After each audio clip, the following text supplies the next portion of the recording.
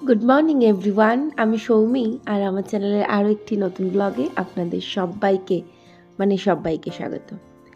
আজকে অনেক দিন পর আমি ট্রেন দেখালাম।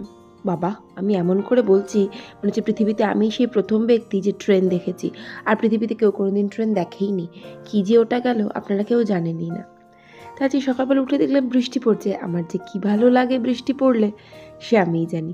তো টুকটুক করে আমি খালি পায়েই ছাদে চলে এসেছি। এসে একটু গাছগুলো দেখে নিলাম, আর দেখলাম যে না, গাছগুলো ঠিক আছে। অ্যাকচুয়ালি না, গত একদিন রোদ উঠেছিল, খুবই রোদ উঠেছিল। একদিন না, দুদিন মতন, একদিন কম রোদ উঠেছিল, একদিন বেশি রোদ উঠেছিল। কিন্তু গতকাল রাতে বেশ বৃষ্টি হয়েছে। না, বেশ বৃষ্টি হয়নি, বৃষ্টি হয়েছে। এবার আমি অলরেডি গাছে জল রেখে দিয়েছিলাম ছাদে, তো আমি ভাবলাম ডেফিনেটলি দেওয়ার প্রয়োজন হবে না। তো সেই জন্য আমি দেখতে গেছিলাম যে আদেও জলটা লাগবে কিনা ছাদে। তো বেশ ভালো লাগছিলো, ঝিমঝিম করে বৃষ্টি হচ্ছিল, আকাশটা বেশ মেঘলা ছিল। তো সমস্ত কাজকর্ম কমপ্লিট করে নিয়ে আমার নিচের যে গাছগুলো থাকে সেগুলোর জন্য একটুখানি জলগুলো দিলাম, একটুখানি পাতাগুলো ধুয়ে দিচ্ছিলাম মানে স্প্রে করে। তারপর মনে পড়লো আমার পিউদি আমাকে এটা দিয়েছে প্রায় 9 করে মাস 2 আড়াই আগে, যে পিঙ্কি একটুখানি এটা কিছু করে দিস না রে। আর আমি এত ছোট লোক, কিছু করে দিইনি তাকে এতদিন ধরে। এবার মনে হলো না করে দিই, কারণ মানুষটা বলেছে আমাকে না দিলেই নয়। আর তার কাছে আমি যখন যা চাই তাই পাই, আর আমি এরম ছোটো লোক মেয়ে যে তাকে আমি এখনও পর্যন্ত জিনিসটা করে দিচ্ছি না। তো সেই জন্য সাত সকালে ওই কাজটা নিয়ে বসে গিয়েছিলাম। তারপর খানিকক্ষণ কাজটা করলাম, করে মনে হলো না এবার একটু উঠি, কাজকর্ম এমনি ঘরের এবার কাজকর্ম করতে হবে। তো সকালবেলা আমি বিছানায় ঘরে গুছিয়েই নিয়েছিলাম, কিন্তু আমি তারপরে একটুখানি শুয়েছিলাম, দিয়ে তো বিছানাটা একটু আগোছালো হয়ে গিয়েছিলো বলে আরও একবার আমি ঠিকঠাক করে দিলাম বিছানাপত্র দিয়ে। আরও যা যা কাজ আছে সেগুলো এবার এক এক করে করতে হবে। আর বাবুইও এর মধ্যে উঠে পড়েছিল। আর কালকে আমি রাতে কিছু আমন্ড বাদাম ভিজিয়েছিলাম, তো সেগুলো আমি ছাড়িয়ে নিলাম। আমি যখনই না আমন্ড বাদাম খাই ভাবি বুদ্ধি তো আর হবে না, মানে যতদিন না ঠেকা খাবো ততদিন বুদ্ধি হবে না, যতই আমন্ড বাদাম খাই। এইভাবে কি আমন্ড বাদাম খায় ভাই? একসঙ্গে 5-6টা দিয়েছিলাম, সব কটা মুখের মধ্যে ঢুকিয়ে দিল। পেটুক একখানা, যদিও পেটুকটা আমার দিন দিন রোগা হয়ে যাচ্ছে। তো বাবুই বড় ঘরে যেহেতু শুয়েছিল, বিছানাটা ও বললো মামা প্লিজ আপনি একটু তুলে দিন।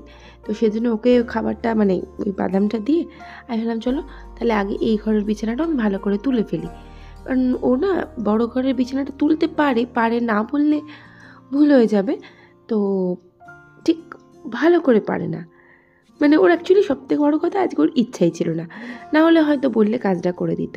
আর একটু বেলাতেই ঘুম থেকে উঠেছে, রাতের বেলা যেহেতু পড়ে সেজন্য ডাকতেও খুব একটা মন চায় না। তো আমারও বিছানাপত্র এই ঘরের গোছানো হয়ে গেল। আর আমি ভাবলাম চলো এবারে কী কী কাজকর্ম আছে, রান্না বান্না হ্যানা ত্যানা যা যা আছে সব করা যাক। তো কাজে আমি এবারে ব্যস্ত হয়ে পড়লাম। আর কালকে না আমার আনাজপত্র রাতের বেলা কিছু কেটে রাখা হয়নি, কারণ কালকে বাড়িতে একজন এসেছিলেন, তো সেই জন্য তার সঙ্গে গল্প করতে গিয়ে আমার কাজগুলো হয়নি। মানুষ এসেছে, তার সঙ্গে তো দুটো কথা বলতে হবে নাকি। লোক হচ্ছে মানে কথায় আছে অতিথি নারায়ণ, তো তার তো সেবা করতেই হবে। তো সেবা বলতে কিছুই না, একটুখানি মানুষের সঙ্গে সোনামুখ করে যদি দুটো কথা বলি তাহলে তার ভালো লাগে। তাকে তো আমি রসগোল্লার হাঁড়ি এনে দিচ্ছি না, দুটো মুখের মিষ্টি কথাই আমার মনে হয় যথেষ্ট। সোনামুখ করে দুটো হেসে কথা বললে মানুষের প্রাণ জুড়িয়ে যায়। তো আজকে না ব্রেকফাস্টে আমি তেমন কিছুই করিনি, আমি নিজেও খেয়েছিলাম আলু সেদ্ধ দিয়ে মুড়ি, আর বাবুইকেও আমি তাই খেতে দিলাম। দুধ বললো আজকে আমি খাবো না, আর এই জন্যই আমার ফ্রিজের মধ্যে দুধগুলো জমতে থাকে। তো ও বললো এবার আমাকে খেতে দিয়ে দিন, মানে বাদামটা খেয়েছে, আধা ঘন্টা মতন হয়েই গেছে, আধা ঘন্টা না হলেও বেশ অনেকটা টাইমই গেছে। তো এরপর আমি ওকে মুড়িটা মেখে দিয়ে দিলাম। আর তারপরে মনে পড়লো ফ্রিজে আইসক্রিম আছে, কালকে বাবুয়ের এক বন্ধুর মা এসেছিলেন, ওই যার কথা এক্ষুনি বলছিলাম, উনি এনেছিলেন আমার জন্য। উনিও আমাকে ভীষণ ভালোবাসে, আমাকে আমার ছেলেকে। তো আমি আইসক্রিম খেতে ভালোবাসি, কিন্তু খেলে না ভীষণ কষ্ট হয়।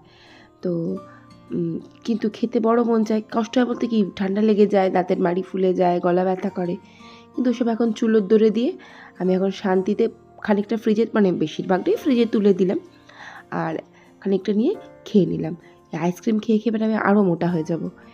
তো যাই হোক, আজকে সেরকম কিছুই রান্না না, একটু উচ্ছে চচ্চড়ি করব আর মাছের ঝোল। তো পটল দিয়ে মাছের ঝোল করব, তো সেই জন্য উচ্ছে আর পটলটা আমি আগে কেটে নিলাম। তো উচ্ছে কাটতে কাটতেই না উচ্ছের ভেতরে পোকা থাকলে আমার গা পুরো সিটিয়ে ওঠে। আর আমি না ভাবতেই পারি না উচ্ছের মধ্যে কেন পোকা থাকবে। বলে যে তেতো জিনিসে মানে তেতো জিনিস খাওয়া ভালো, অ্যালার্জি হয় না, হ্যান হয় না, ত্যান হয় না, তাহলে পোকা কেন থাকে? এটা আমার মনের মধ্যে খুব ছোটোর থেকে প্রশ্ন। তো এরপরে হয়তো প্রশ্ন লাগিয়ে লাভ নেই, রান্না তো বসাতেই হবে।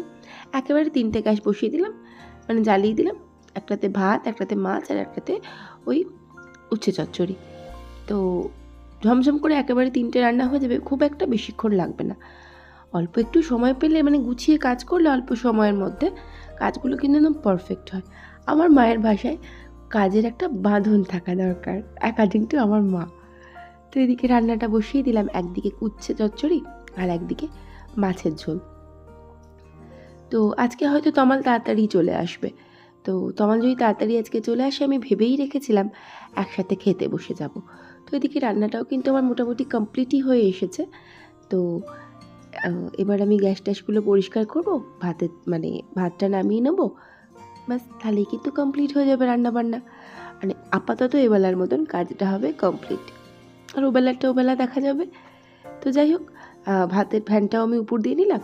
আর এবারে তমাল দেখলাম আম এনেছিল, ওই যে বললাম না একটু আগেই তমালে যে তাড়াতাড়ি ফিরবে, তো আম এনেছিল গোলাপ খাস, খুব সুন্দর খেতে।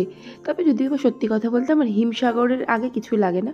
হ্যাঁ, এখন বলতে পারেন আলফানসোর কথা কী হবে, ডেফিনেটলি আলফানসো ভালো, কিন্তু রানাঘাটে তো আর অল টাইম অ্যাভেলেবেল নয় আলফানসো। তো যখন কলকাতায় যাই তখন আলাদা কথা, নইলে আমার সবচেয়ে ভালো লাগে হিমসাগর আম। আবার আমার আরেক নাখড়া আছে, আম আমি নিজে কেটে খাই না, কেউ যখন আমাকে আম কেটে দেবে তখন আমি আম খাই। ওই জন্য ছোটোবেলাতে আম অ্যাভয়েড করতাম, যদি নিজে আমায় কেটে খেতে হয় সেই ভয়। আর সেই যাই হোক, তমাল এখন আমাকে আম কেটে দেয়, আমি শান্তিতে আম খাই। বেচারা ওর তো ডায়াবেটিক, ও খেতে পারে না, কিন্তু আমাকে কেটে দেয়। ও আম কেটে দিলে আমি তখন আমগুলো খাই। অ্যাকচুয়ালি আমি ফল না কেটে খেতে ভালোবাসি না, মানে যে কোনো কাটার জন্য যে ফল থাকে সে ফল ওকে কেটে দিলে তারপরে আমি খাই।